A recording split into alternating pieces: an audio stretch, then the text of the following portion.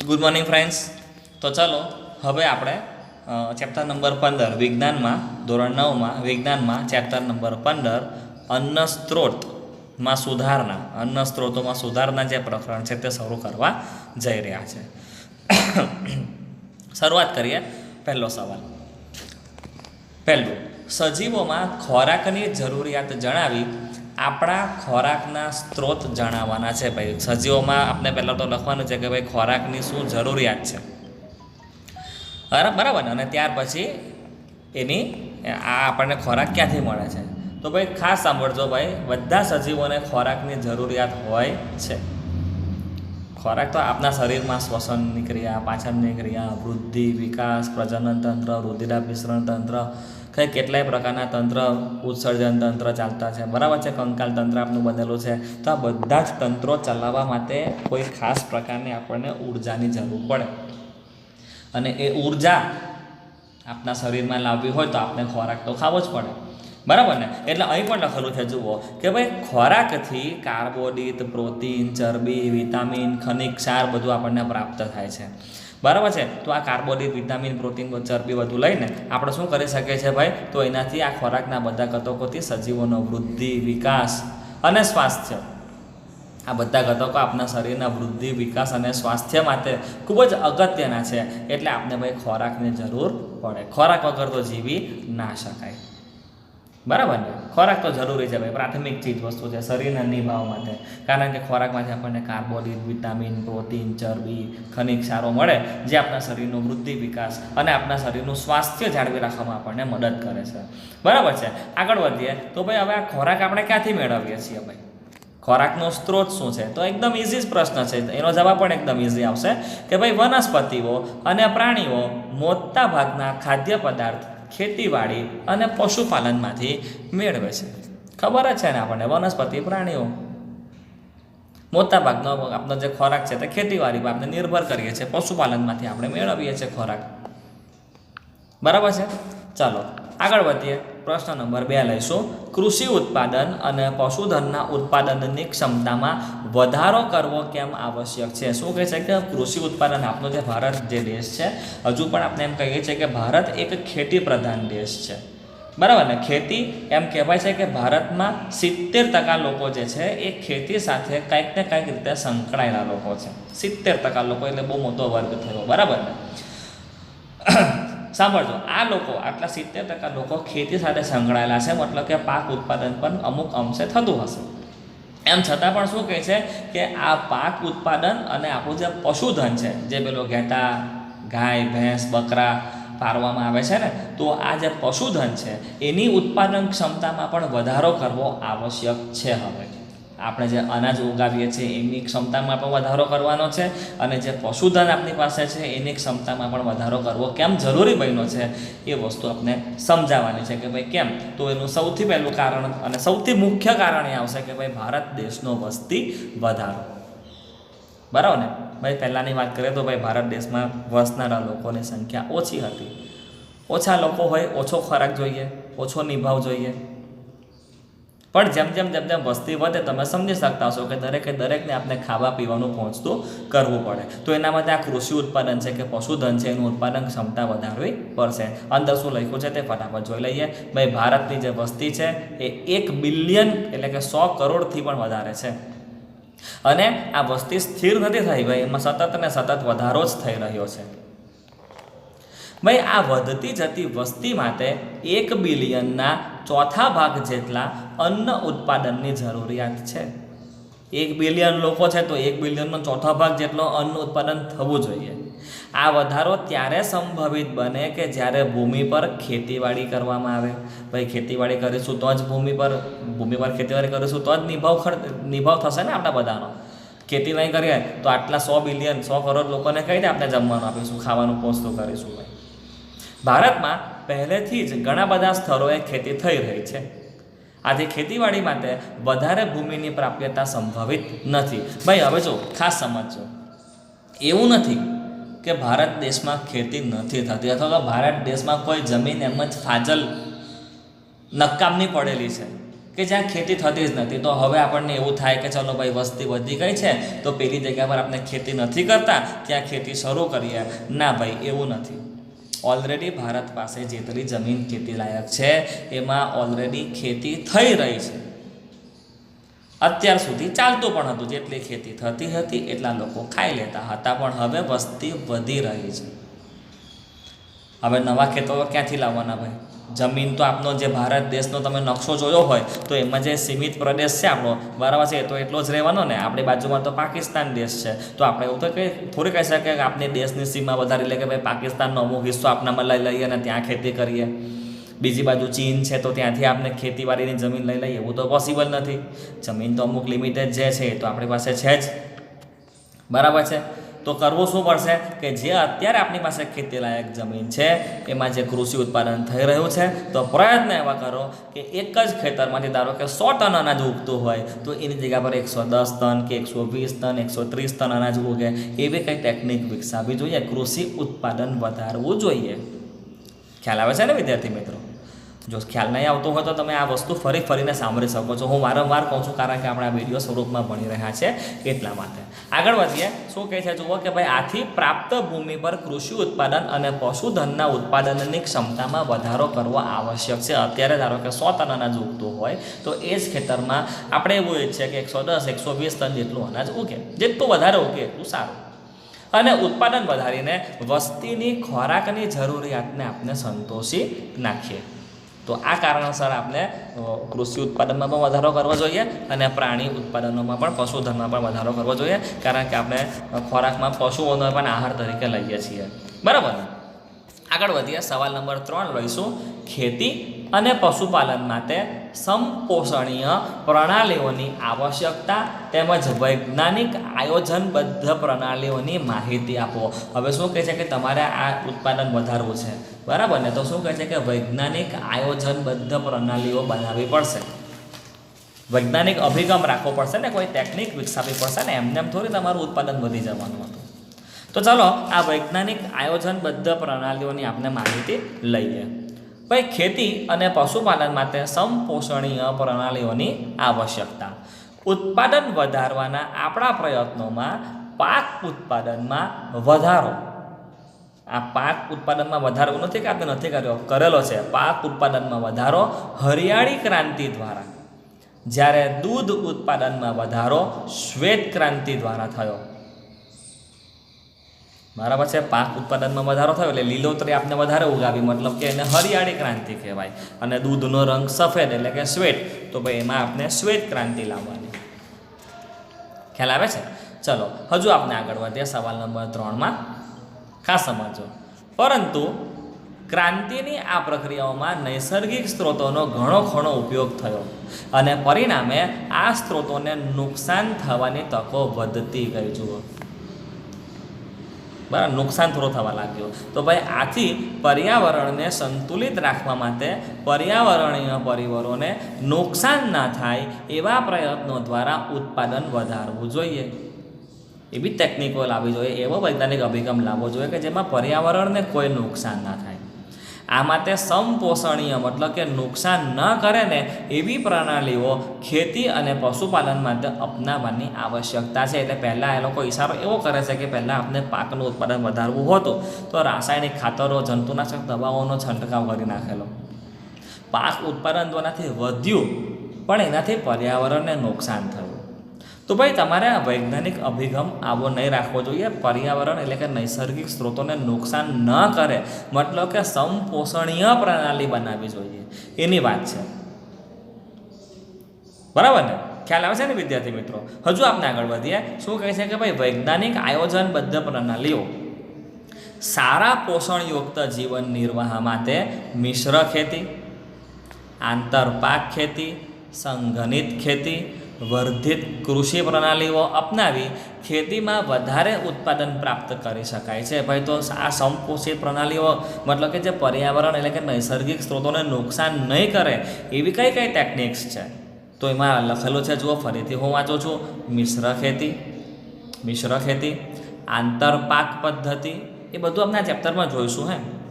અથવા તો આપણે આ બધી જે મિશ્ર ખેતીના આંતરપાક પદ્ધતિ ખરી ને આપણે 8મા ધોરણમાં જોઈને આવેલા છીએ. 8મા ધોરણમાં બધું આપણે આવી ગયું છે. સંગઠિત ખેતી, વર્ધિત કૃષિ પ્રણાલીઓ, આ બધું અપનાવવાનું ખેતી પદ્ધતિમાં અને વધારે ને વધારે ઉત્પાદન પ્રાપ્ત કરી શકીએ છીએ. ઉદાહરણ તરીકે પશુપાલન, મરઘાપાલન, મત્સ્ય ઉદ્યોગ, મધમાખી ઉછેર, આ બધાને ખેતી સાથે પ્રોત્સાહન આપવું જોઈએ. એટલે ખેડૂત છે બરાબર. હવે ખેડૂત મોટાભાગે એને વધારે કામ ક્યારે હોય તો જ્યારે પાકને વાવવાનો હોય, વાવણી કરવાની હોય તો તે પહેલાં ખેતરને ખેડવાનું હોય. મોટું ખેતર હોય તો વાર લાગે ને, એ પ્રમાણે પછી બીજ રોપવાના હોય, વાર લાગે. પણ એક વખત ખેતર ખેડાઈ ગયું, વાવણી થઈ ગઈ પછી તો આ જે આપણે પાક રોપેલો છે જમીનની અંદર, લગભગ 3-4 મહિને એ પાક ઉગી નીકળશે. તો આ 3-4 મહિના દરમિયાન ખેડૂતે પછી રોજ એક જ કામ કરવાનું હોય વિદ્યાર્થી મિત્રો, અને એ છે પાકને પાણી આપવાનું. સાથે જોતા રહેવાનું કે કોઈકને કંઈક રોગ તો નથી થઈ ગયો, ને રોગ થઈ ગયો હોય તો એવા ફૂલ છોડને કાપીને છૂટા કરી દેવાનું. તો હવે ખેતરને પાણી આપવાનું કામ જે છે તો કંઈ આખા એક દિવસનું તો હોય નહીં. હવે તો ફુવારા પદ્ધતિ બધી આવી ગઈ છે બરાબર, ટપક સિંચાઈ પદ્ધતિ આવી ગઈ છે, તો એકદમ ઇઝીલી પાકને પાણી આપી શકાય. તો પછી આખો દિવસ દરમિયાન ખેડૂત કરશે શું? નવરો. તો શું કહેવામાં આવે છે, શું કહે છે આ લોકો કે ભાઈ ખેતીની સાથે પશુપાલન પણ કરો, ગાય ભેંસ બકરા પાડો બરાબર ને, તેના દૂધમાંથી આપણે કમાઈ શકીએ. મરઘા પાલન કરી શકાય સાથે સાથે ખેતીવાડી સાથે. કે ખેડૂત હવે તો આખા દિવસમાં ખાલી એક કામ પાણી ભરવાનું, પાણી ખેતરમાં છાંટવાનું, એ તો પછી પતી જશે. તો પછી તો ખેડૂત આખો દિવસ ફ્રી હોય તો ખેતીની સાથે સાથે પશુપાલનનું કામ, મરઘા પાલન, પછી મત્સ્ય ઉદ્યોગ, મધમાખી ઉછેર, આ બધા કામ પણ કરી શકે છે. તો એમ કહેવામાં આવે છે કે આ બધા ઉદ્યોગોને પણ પ્રોત્સાહન આપણે આપવું જોઈએ. આગળ વધીએ છીએ, નવો સવાલ લઈએ છીએ. સવાલ નંબર 4. ટોપિક આવે છે પાક ઉત્પાદનમાં સુધારણા. ચલો જોઈએ આપણે. ભાઈ આપણો વનસ્પતિ ખોરાક અને તે શાનો સ્ત્રોત છે તે જણાવો ભાઈ. અથવા તો આ જ સવાલ આ રીતે કે ભાઈ ખોરાકના મુખ્ય પોષક ઘટકોના નામ આપો અને એ આપણને ક્યાંથી મળે છે. હમણાં આપણે વાત નહીં કરી કે આપણે ખોરાકમાંથી કાર્બોહાઈડ્રેટ મળે, પ્રોટીન મળે, ચરબી મળે, વિટામિન મળે, ખનિજ ક્ષાર મળે. તો એક્ઝેક્ટલી હવે આપણે જણાવવાનું છે કે ભાઈ કાર્બોહાઈડ્રેટ. તો કાર્બોહાઈડ્રેટ કોનામાંથી મળે? તો જો નીચે પુસ્તકમાં લખેલું છે કે ભાઈ કાર્બોહાઈડ્રેટ તો ઘઉં, ચોખા, મકાઈ, એટલે કે તમે અનાજ ખાઓ એમાંથી તમને કાર્બોહાઈડ્રેટ મળે. ઘઉં, ચોખા, મકાઈ, જુવાર, બાજરી જેવા ધાન્યોમાંથી કાર્બોહાઈડ્રેટ મળે. એવી રીતે બીજા પર આપણે પ્રોટીન છે, ચરબી છે, શેમાંથી મળે તે આ સવાલના જવાબમાં આપણે જોવાનું છે. ચાલો જુઓ તો ફટાફટ એને શરૂ કરી દઈએ. શું કીધું કે ભાઈ ઉર્જાની આવશ્યકતા માટે આપણને અનાજ જરૂરી છે. કાર્બોહાઈડ્રેટ, લિપિડ, પ્રોટીન, વિટામિન્સ જેવા ખોરાકના વિવિધ પોષક ઘટકો અને ખનિજોના સ્ત્રોત નીચે દર્શાવેલી વિવિધ વનસ્પતિઓ છે. કાર્બોહાઈડ્રેટ ક્યાંથી મળે, વિટામિન ક્યાંથી મળે તે તમે ફટાફટ વનસ્પતિ તરીકે એનો સ્ત્રોત શું છે તે જોઈ લો. કાર્બોહાઈડ્રેટનો હમણાં હું બોલી ગયો. નંબર 2 પર આવે છે પ્રોટીન. તો ભાઈ પ્રોટીન તો તમે ચેક કરો, કઠોળ વર્ગની વનસ્પતિ અહીં મૂકેલી છે. ચણા, વટાણા, અડદ, મગ, તુવેર, મઠ, વાલ, મસૂર જેવા કઠોળમાંથી આપણને મળે.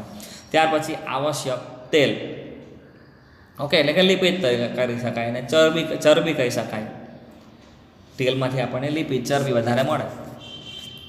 શું કહે છે ક્યાંથી મળે ભાઈ? સોયાબીન તેલ આપણે ખાઈએ ને, સોયાબીનનું તેલ લઈએ.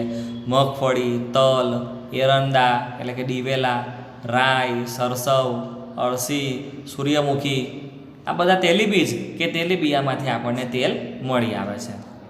આગળ વધીએ ચાલો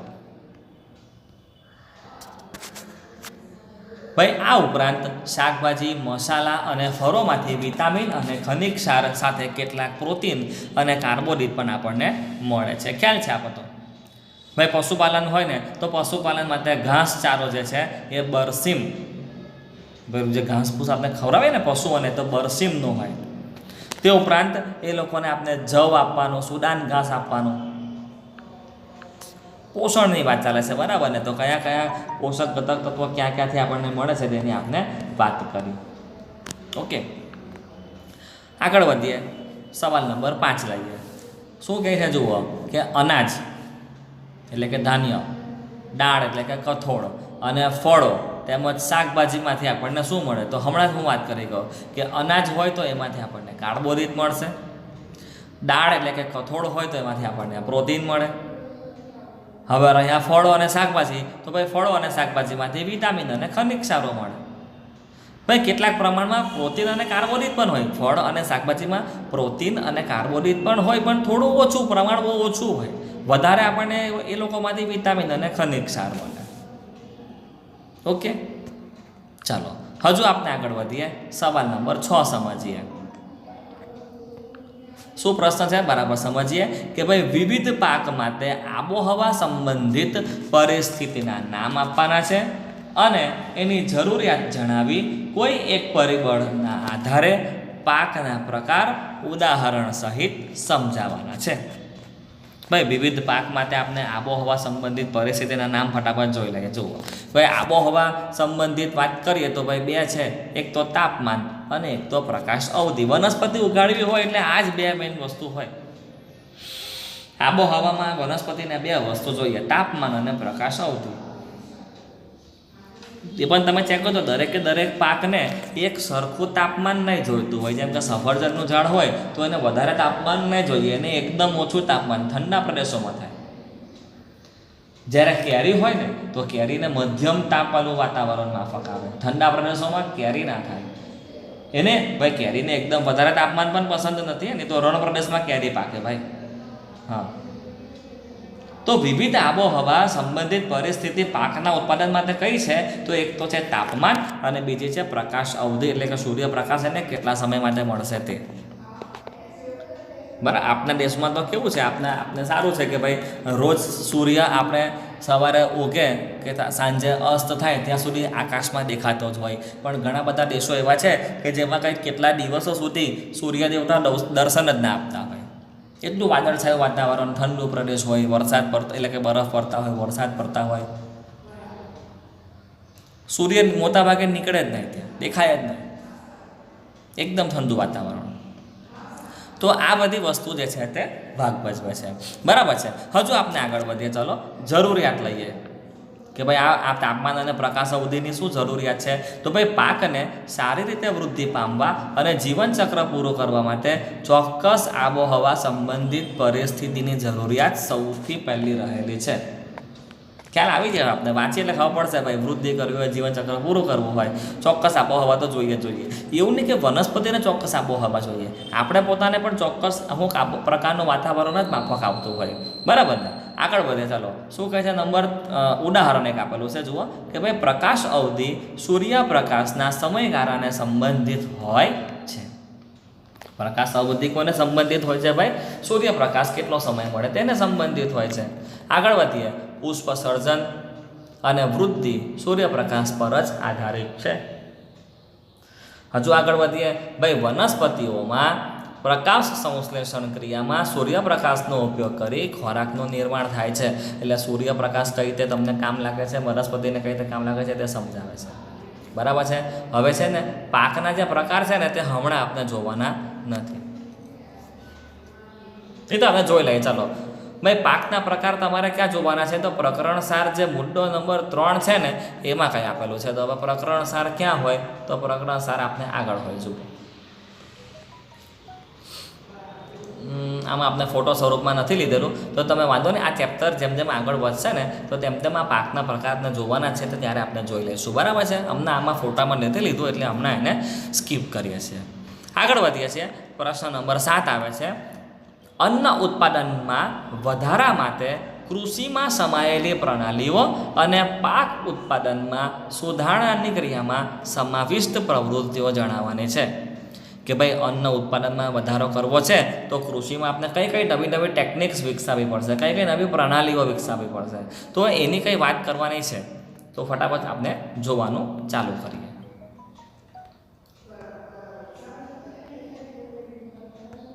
ચલો જુઓ શું કહે છે. ભારતમાં 1960થી 2004 સુધીમાં 44 વર્ષનો સમયગાળો છે એની વાત છે. આ સુધીમાં ખેતીલાયક ભૂમિમાં 25% વધારો થયો છે. બહુ સારી વાત કહેવાય. ભારતમાં 25% ખેતીલાયક જમીન વધી.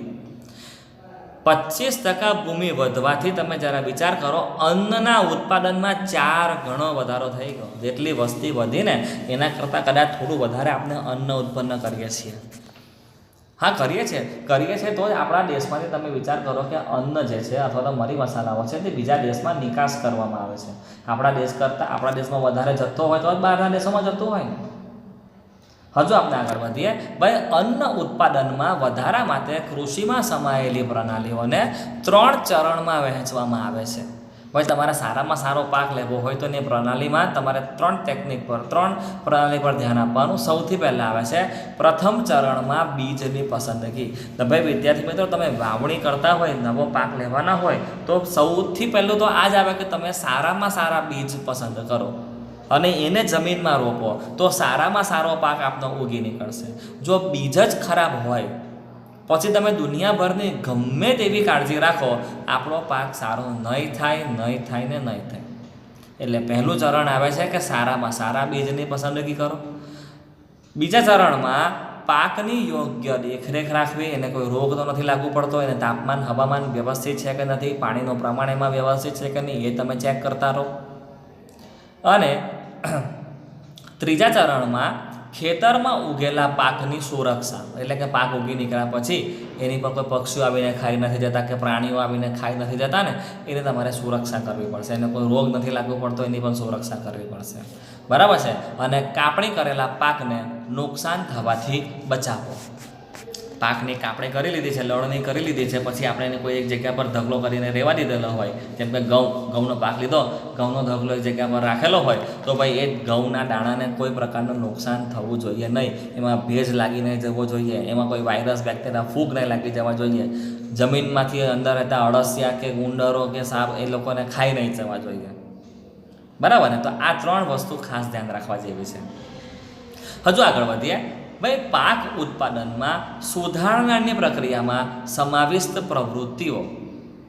ભાઈ, પાક ઉત્પાદનમાં સુધારો કરવો છે, મતલબ કે સમજો કે આ વર્ષે આપણા ખેતરમાં પાક ધારો કે ઘઉંનો લીધો, ઓકે, જે ઘઉંનો પાક આવ્યો છે તે સમજો કે સારો આવ્યો, પણ એમ સમજો કે મને જે એક્ઝેક્ટ તેની જે ક્વોલિટી જોઈતી હતી ને તે નથી મળતી.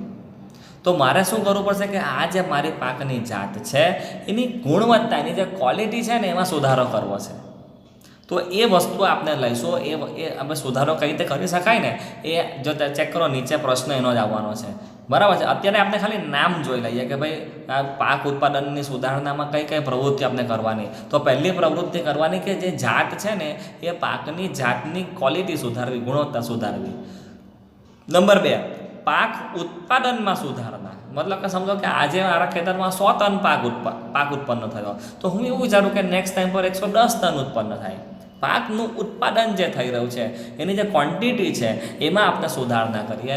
અને નંબર 3 પર આવે છે પાક સુરક્ષાનું પ્રબંધન, એટલે કે મેનેજમેન્ટ કરવું. કે ભાઈ પાક તો હું વધારે ને વધારે લઈશ પણ એને હું રક્ષા નહીં આપી શકું, એને હું કોઈને કોઈ રોગ લાગી જાય કે પશુ પક્ષીઓ એને ખાઈ જાય તો પછી એ કંઈ કામનું નથી રહેતું. એટલે મારે પાક સુરક્ષાનું પણ પ્રબંધન કરવું જરૂરી છે, એની સિક્યુરિટી કરવી પણ જરૂરી, ટૂંકમાં કહેવા જઈએ તો.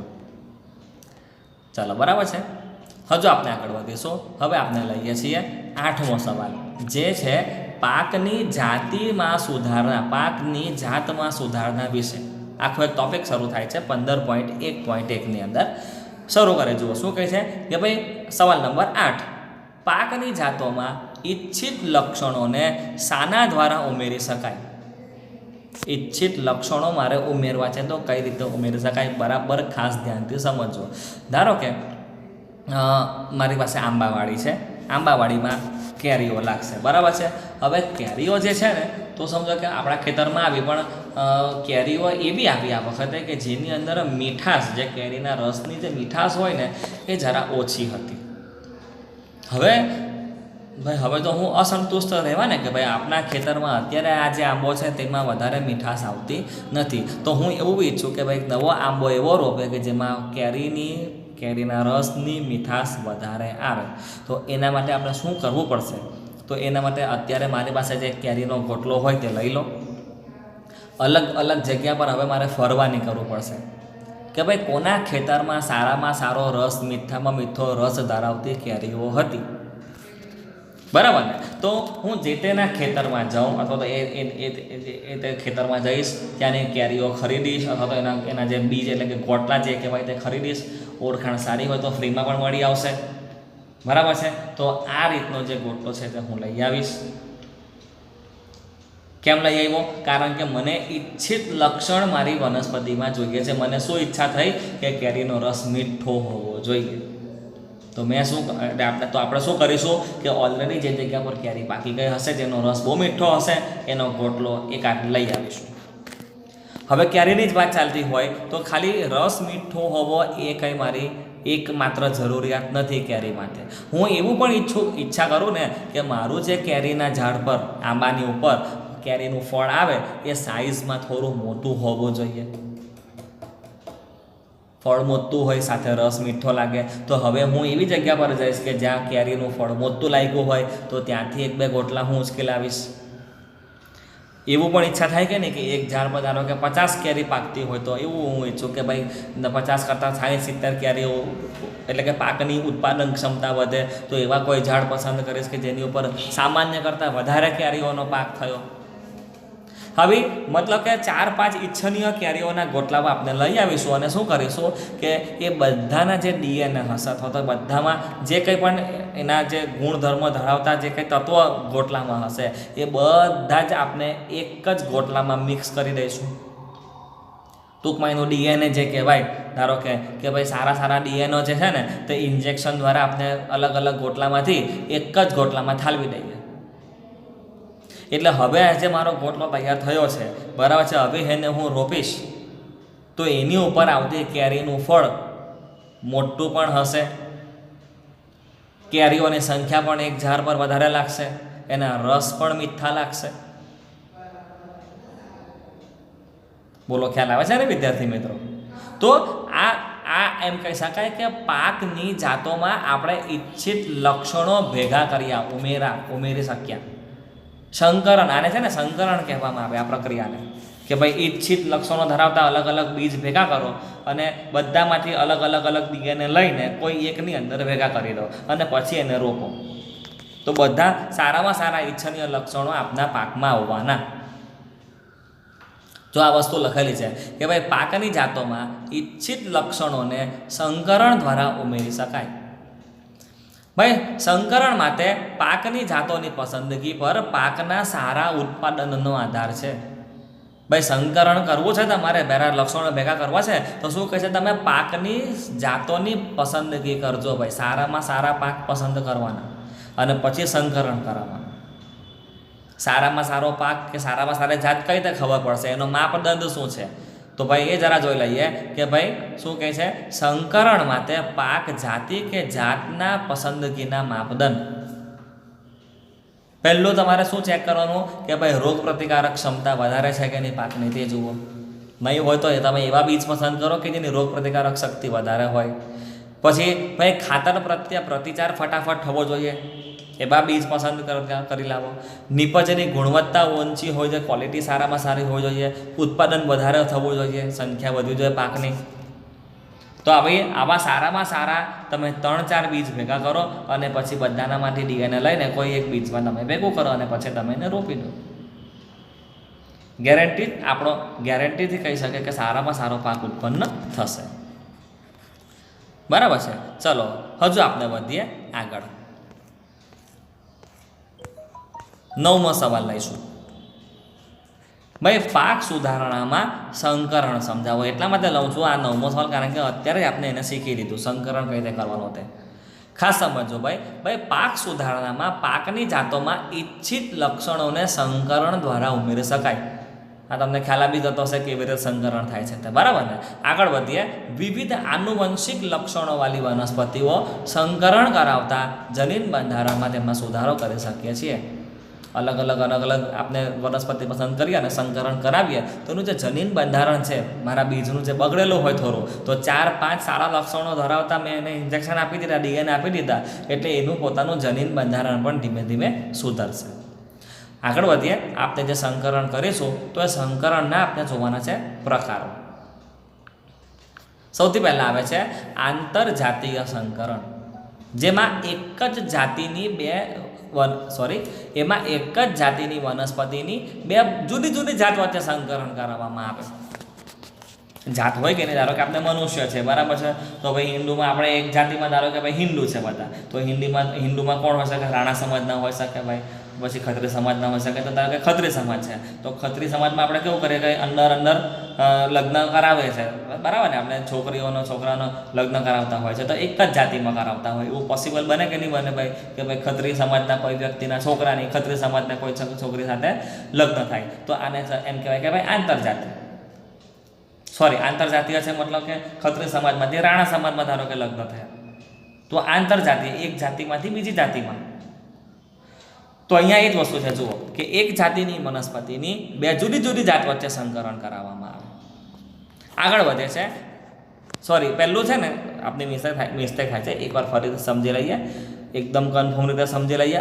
અંતરજાતીય છે, આંતર નથી. અંતરજાતીય મતલબ કે ખત્રીય સમાજમાંથી કોઈના લગ્ન ખત્રીય સમાજમાં જ થાય, એટલે કે એક જ જાતિમાં બે જુદા જુદા ફેમિલી, એમ એક જ જાતિની વનસ્પતિની બે જુદી જુદી જાત વચ્ચે કરાવવામાં આવતું સંકરણ, એને આપણે કહીએ અંતરજાતીય સંકરણ. ત્યાર પછી આવે છે આંતરજાતીય, એમાં આવશે કે ભાઈ હિન્દુમાંથી રાણા સમાજમાં કે ભાઈ ગાજી સમાજમાં, એવી રીતે સંકરણ કરાવે તો આંતરજાતીય. લખેલું છે, જુઓ કે એક જ પ્રજાતિની વનસ્પતિની બે જુદી જુદી જાતિઓ વચ્ચે કરાવવામાં આવતું સંકરણ. આગળ વધીએ છીએ તો આગળ આવે છે આંતર પ્રજાતીય સંકરણ, મતલબ કે બે ભિન્ન ભિન્ન પ્રજાતિઓ વચ્ચે સંકરણ કરાવવામાં આવે, એટલે કે એકદમ દૂરનો સંબંધ. મતલબ કે સમજો કે ઇન્ડિયામાંથી કોઈના મેરેજ થયા ફોરેનમાં અમેરિકાની છોકરી સાથે, બરાબર ને, અથવા તો એવું સમજો કે ભાઈ ઇન્ડિયાની કોઈ છોકરી છે, એમના મેરેજ થયા કોઈ જગ્યા પર ચીનના છોકરા સાથે. આંતર પ્રજાતીય સંકરણ ખ્યાલ આવે છે. તો આ રીતે અલગ અલગ રીતે આપણે સંકરણ કરાવી શકીએ છીએ અને સારામાં સારા પાક, એટલે કે સારામાં સારી વનસ્પતિને આપણે ઉત્પન્ન કરી શકીએ છીએ, બરાબર છે. ચલો હજુ આપણે વધીએ આગળ આવે છે જનીનિક રૂપાંતરિત પાકો. જનીન બંધારણ બદલીને આખો નવો પાક ઉત્પન્ન કર્યો હોય એની વાત ચાલે છે. જુઓ, સંકરણ સિવાય પાક જનીન બંધારણમાં સુધારો કરવા ચોક્કસ વનસ્પતિ જાતમાં ઐચ્છિક લક્ષણોવાળા જનીનને ઉમેરવામાં આવે છે. સંકરણનો જ આ પ્રકાર થયો ને, જુઓ, અને પરિણામે આપણે જનીનિક રૂપાંતરિત પાક મળે છે. ઉદાહરણ તરીકે બીટી કપાસ અને બીટી રીંગણ. જો રીંગણની અંદર સુધારો કર્યો, જનીન બંધારણમાં સુધારો કરીને નવા પ્રકારના બે રીંગણા પેદા કર્યા, નામ આપ્યું એનું બીટી રીંગણ. એવી રીતે કપાસમાં કર્યું તો ભાઈ બીટી કપાસ, નવી જાત બની. જુઓ, બરાબર છે. ચલો હજુ આપણે આગળ વધીએ.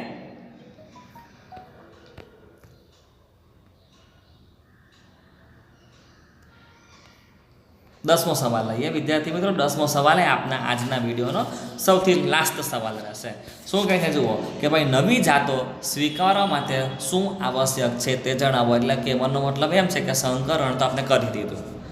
પહેલાં તો કપાસ આવતું હતું, કપાસમાં સંકરણ કરાવ્યું, ઊંચી જાતનું કંઈ બનાવ્યું, નામ એના ધારો કે આપણે આપ્યું બીટી કપાસ.